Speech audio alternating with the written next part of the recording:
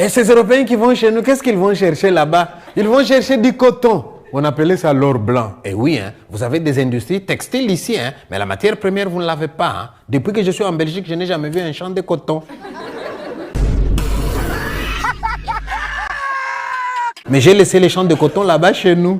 Alors à nous, on nous dit cultivez-nous du coton, on en a besoin en Occident. Et voilà, mes ancêtres cultivent du coton pour amener ici. Les Européens voulaient du caoutchouc pour faire le pneu de véhicule. Et nous, dans notre forêt équatoriale, nous avons un arbre qu'on appelle l'Éveilla. Il suffit de les saigner, vous avez du latex. Avec ça, vous faites les caoutchoucs, vous pouvez faire le pneu de véhicule. Nous, on avait l'arbre, mais on n'avait pas de véhicule, donc on n'en avait pas besoin.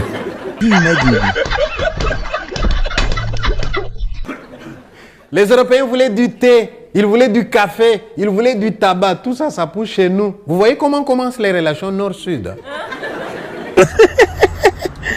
Vas-y. C'est pas seulement du nord au sud, mais ce que je vous raconte là, du sud au nord. Hein. Mais à ce moment-là commence aussi une injustice qui n'a pas encore été corrigée jusqu'à maintenant.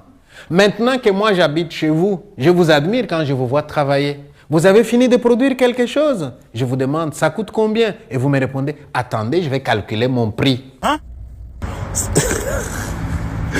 Vas-y, laisse tomber. Et je vous vois calculer votre prix. Comment vous faites? Quels sont les paramètres que vous prenez en compte pour calculer votre prix? Vous allez me dire, matière première, ça m'a coûté autant. Nombre d'heures de travail, amortissement de mes machines, taxes, bénéfices. Voici mon prix. Mais allez demander un peu aux Africains qui produisent aussi des choses qui viennent ici. À combien vous allez vendre? Ils vous répondront au prix qu'on voudrait bien nous donner. Hein?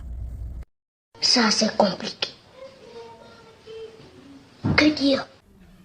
Eh oui, ça a toujours été comme ça. Hein. Ce qui est produit là-bas, le prix est fixé par celui qui achète. Et celui qui achète, il fixe le prix en fonction de ses intérêts à lui. Ça a toujours été comme ça. Hein. Vas-y, laisse tomber.